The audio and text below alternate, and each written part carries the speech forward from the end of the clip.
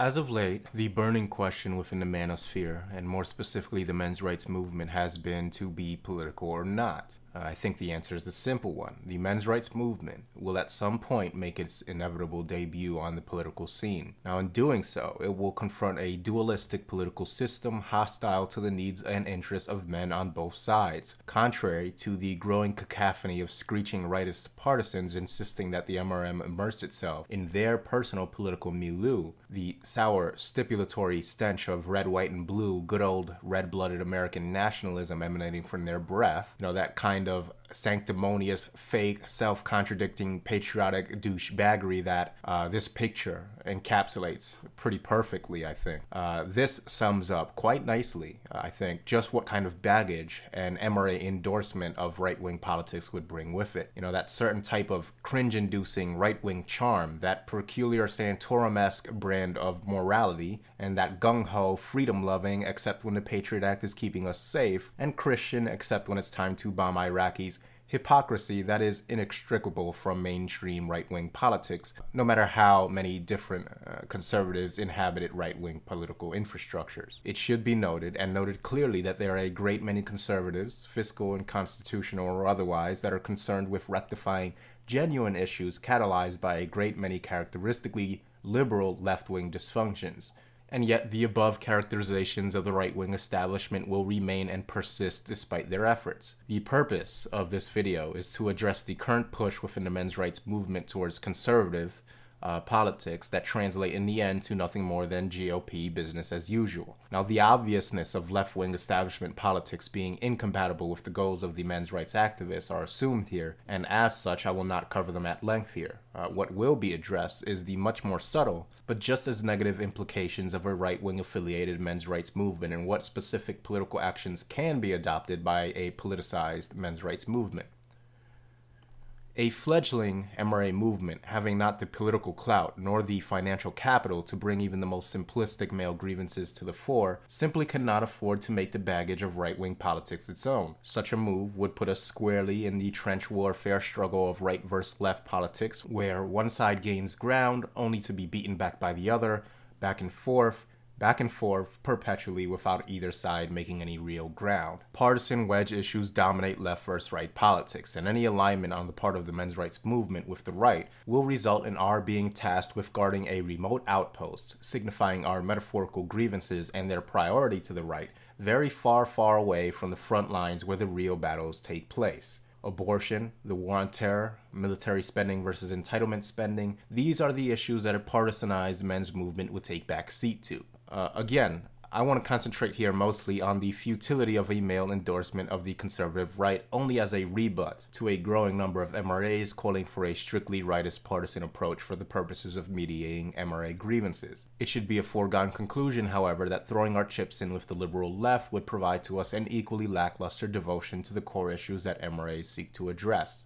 Now, the old adage, insanity is doing the same thing over and over again and expecting different results, comes to the thinking MRA's mind when surveying the landscape of right versus left partisan politics, knowing that others would have us bury our heads in the sand, urging us to take part in their rituals of ineffectuality. Their political solutions, the milquetoast write your congressman, the blatantly disingenuous vote conservative, they're the lesser of two evils, get Obama out of office at all costs, tedium.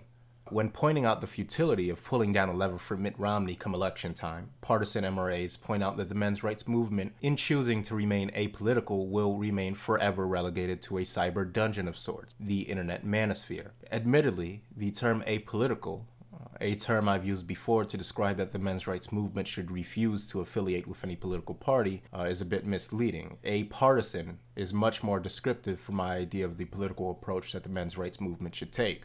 Political action should undoubtedly be taken sans the morass of the left or the chainmail suit of white knight chivalry that so encumbers the political right. The men's rights movement needs to be able to isolate and dispatch issues pertaining to its own interests with political expediency and without the crippling tithes that would be demanded of it under allegiance to any political party. The term as it stands is men's rights activists. Thus, our political activism should be concerned only with the issues that pertain to men's rights and the advocacy of them. When people, supporters, or detractors, male or female, are confronted with the male rights activists, they should take away with them not a peculiar stench of republicanism or liberalism or any other political ism.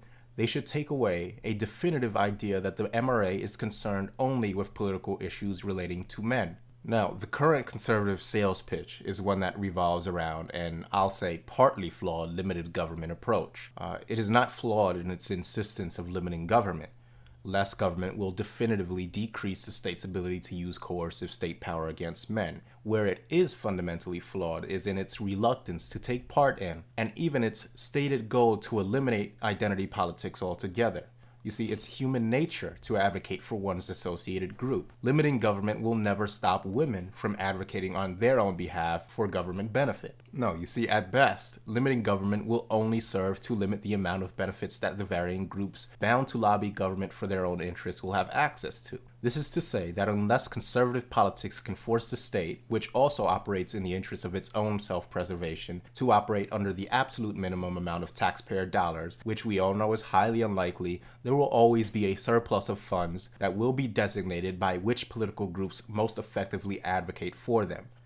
Now, I would love to live in a world where everyone agrees to play fair, where the politicized female collective will agree, alongside the politicized male collective, to simply not advocate politically for their own self-interest, but it simply is not a reality. Let's take, for example, the disparity in government funding for prostate and breast cancers. In fiscal year 2009, breast cancer research received $872 million worth of federal funding, while prostate cancer received $390 million. It's a well-known fact that prostate cancer and breast cancer kill men and women in equal rates. What happened? Women practice identity politics. They had no interest in demanding that government split the total $1.2 billion equally between the genders. They took more for themselves because they knew it would benefit their interests. It was women that kicked off massive breast cancer awareness initiatives. Men have not kicked off massive prostate cancer awareness initiatives. It was women that did the fundraising. They acted in the interest of their own gender by injecting their issues into the public consciousness. This is something that men must absolutely learn to do: identity politics. Male identity politics is essential when considering that women will, in fact, regardless of the size of government, petition government, and successfully, I might add, for all sorts of benefits for their gender. To suggest that men should focus entirely on limiting the size of government, completely discarding any self-interest, while women will most certainly not do the same thing, is not just ineffectual, but outright dangerous in that, as you can see, it translates directly to men being taxed in the majority for services that go in the majority to the benefit of women. Now, I'm all for limiting government, and yet what will reducing the size of government do in this case? It might mean that only $100 million will be spent on prostate cancer research, with $500 million going to breast cancer research. But the disparity will still be there.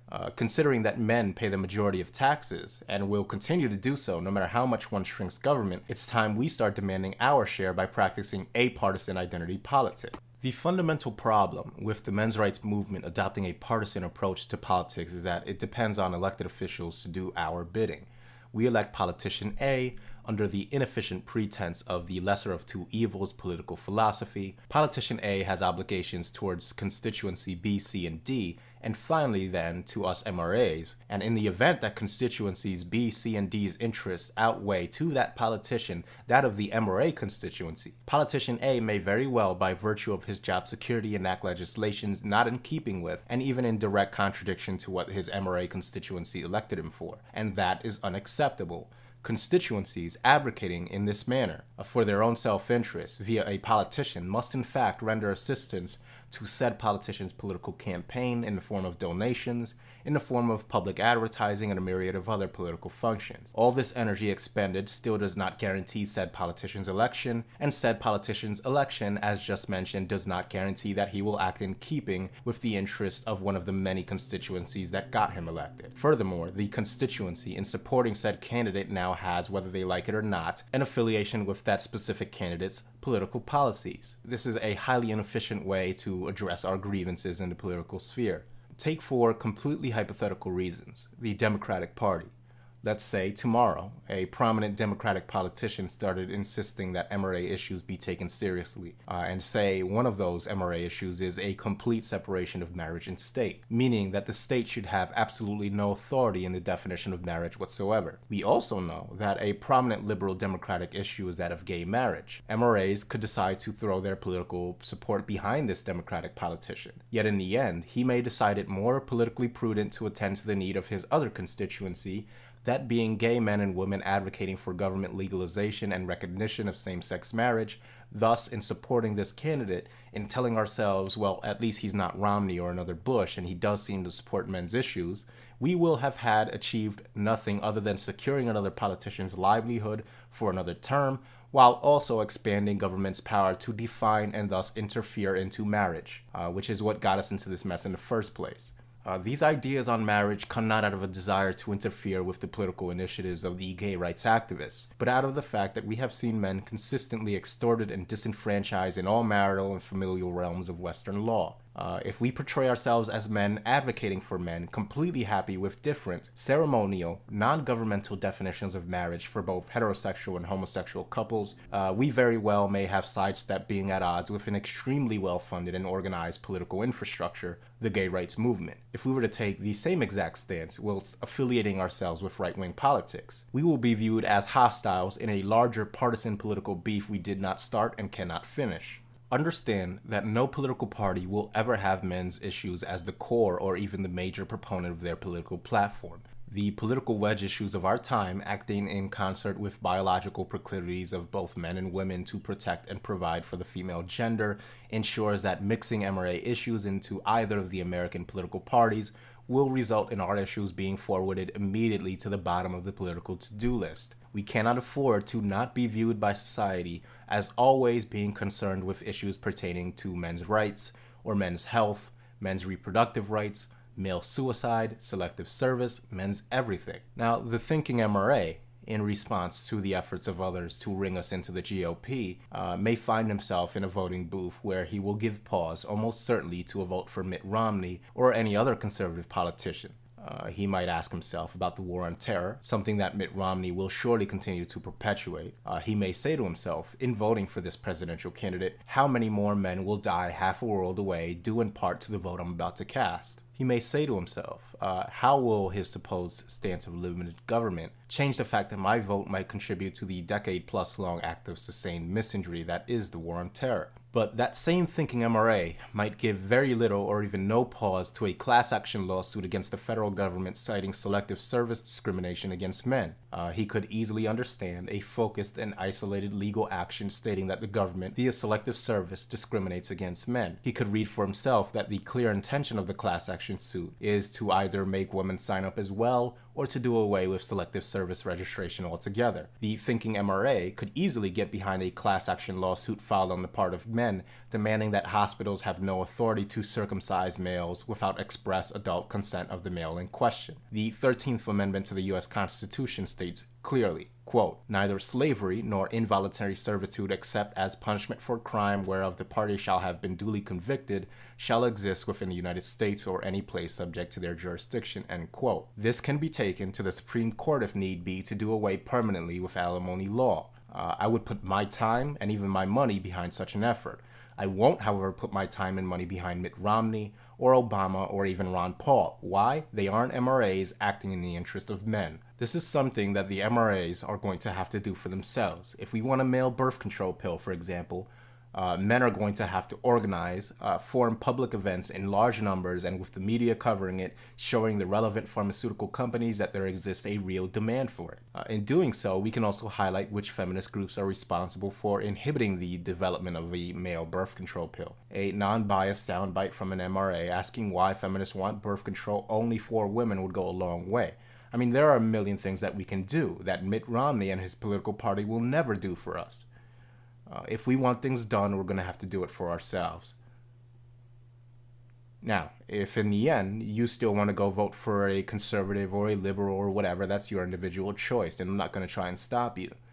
But I and many others will not put our support behind these same old status quo establishment politicians that haven't done a damn thing for us for half a century. And I certainly will not allow or tolerate any other MRAs trying to make me support their right-wing or left-wing agendas. That's all I gotta say.